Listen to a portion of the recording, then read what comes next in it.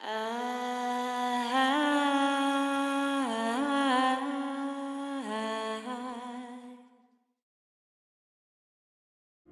our next guest is the winner of the Nobel Prize for Peace. And would you please welcome a very outstanding and controversial gentleman, Dr. Martin Luther King, Jr.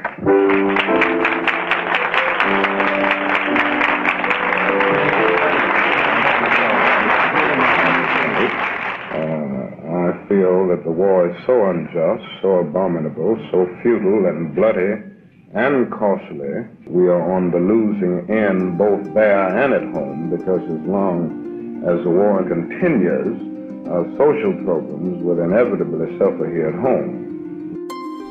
The time has come for America to hear the truth about this tragic war.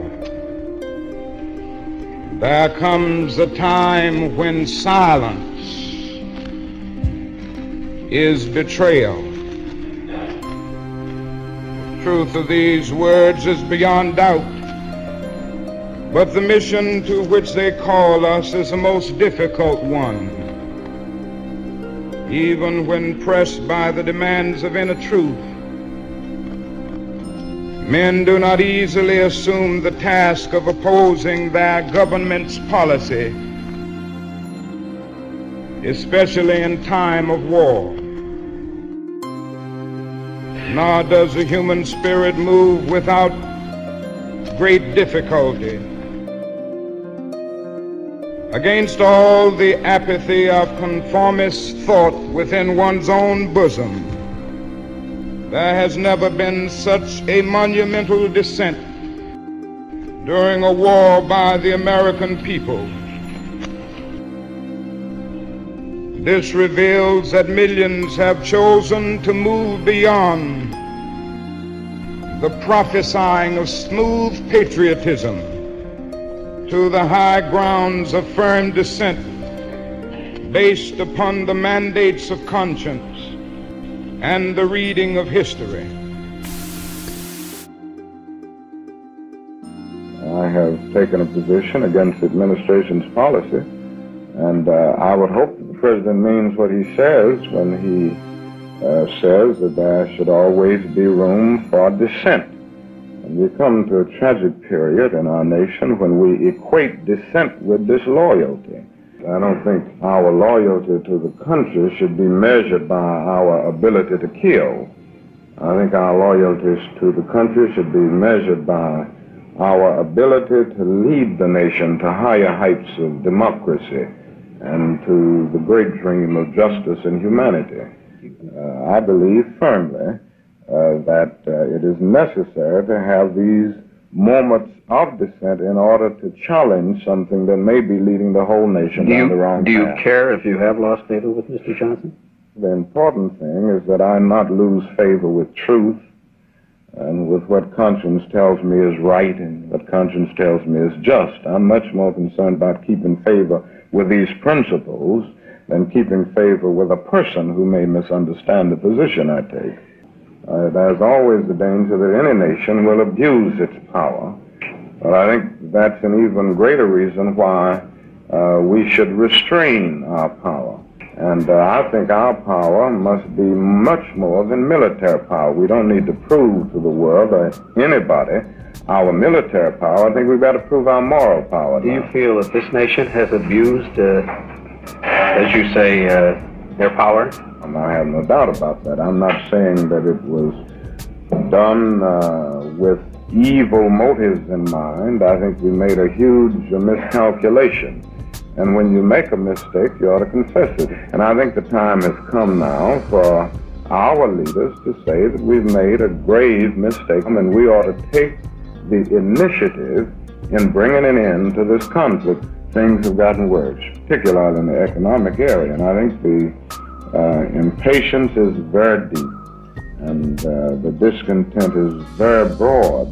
And if something isn't done with haste to remove the intolerable conditions that exist in our communities all over the nation, then I see us sinking into darker nights of social disruption.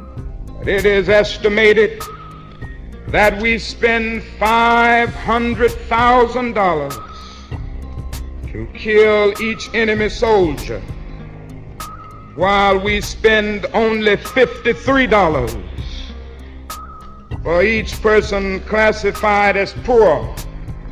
So I was increasingly compelled to see the war as an enemy of the poor and attack it as such. Perhaps a more tragic recognition of reality took place when it became clear to me that the war was doing far more than devastating the hopes of the poor at home. We were taking the young men who had been crippled by society and sending them 8,000 miles away to fight and die. As I have walked among the desperate, rejected, and angry young men, I have told them that Molotov cocktails and rifles would not solve their problems. But they ask, and rightly so, what about the war? They ask if our own nation wasn't using massive doses of violence to solve its problems. And I knew that I could never again raise my voice against the violence of the oppressed without having first spoken clearly to the greatest purveyor of violence in the world today, my own government. They are products of the problem rather than causes of the problem. And I always have to think of the fact that it's very easy to take our visions from the causal basis, from the root of the problem, and see the consequence out here and begin to major on that. I think that the things that I'm saying and the things that I'm trying to do, and all of the people in the peace movement are trying to do, are really geared toward bringing the boys back home. In other words, we are trying to prove to be their best friends by doing something to bring about the climate that will bring an end to this war. Well, I think we have to look at several things here. First, in my mind, peace is much more important than faith.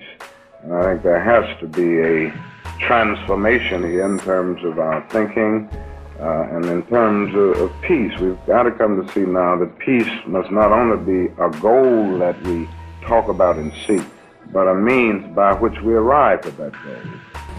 I don't think of it as a weak force, but I think of love as something strong and that organizes itself into powerful direct action.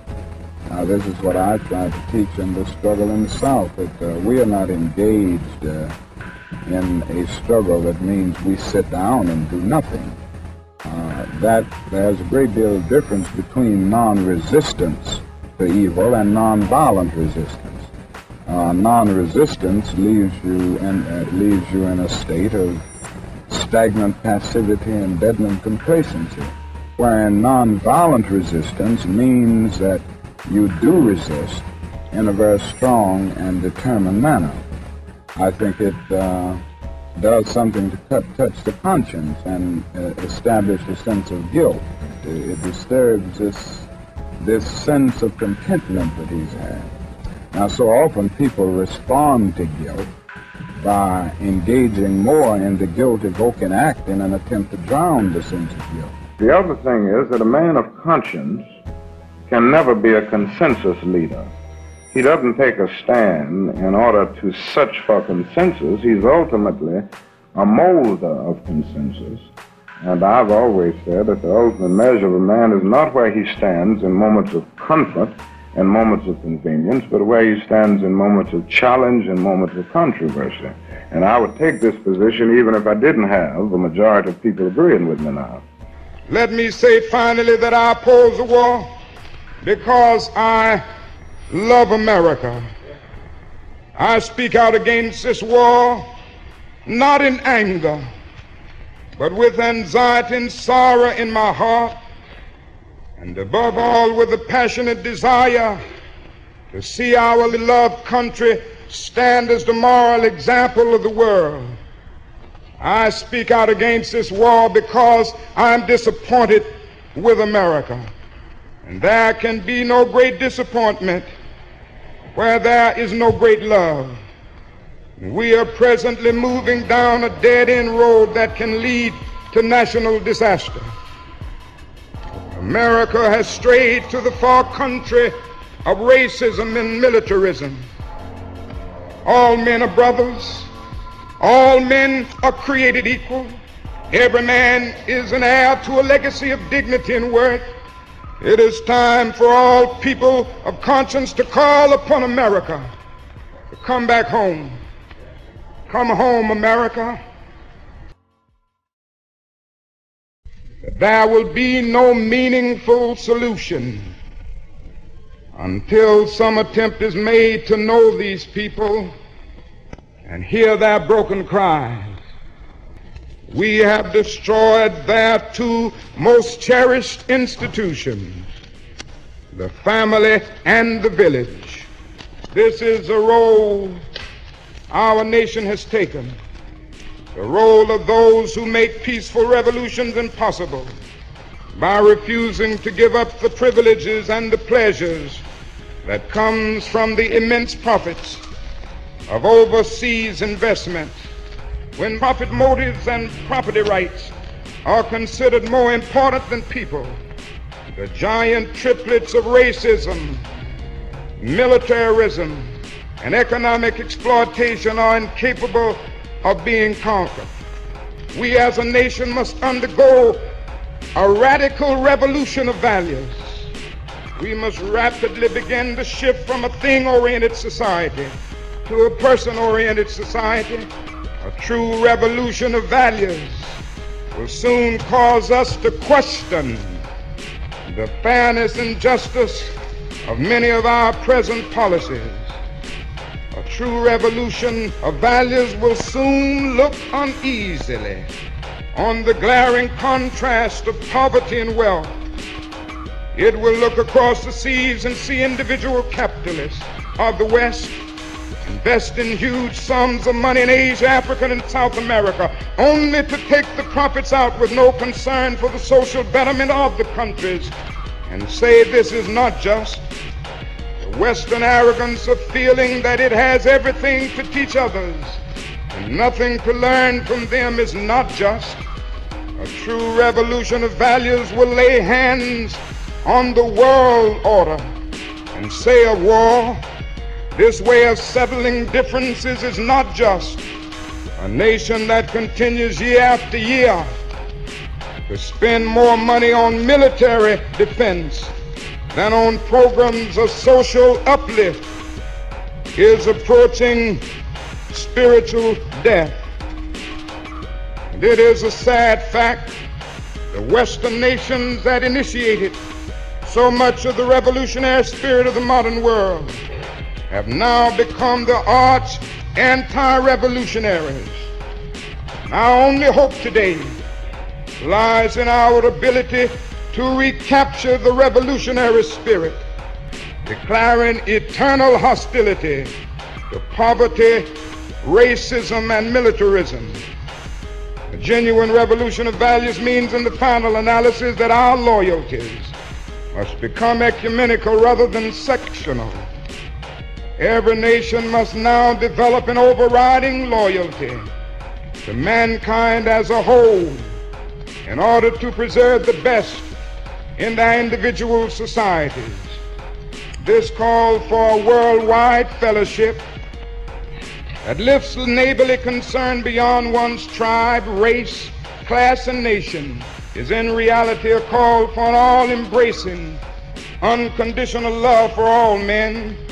This oft misunderstood and misinterpreted concept, so readily dismissed by the Nietzsches of the world as a weak and cowardly force, has now become an absolute necessity for the survival of mankind.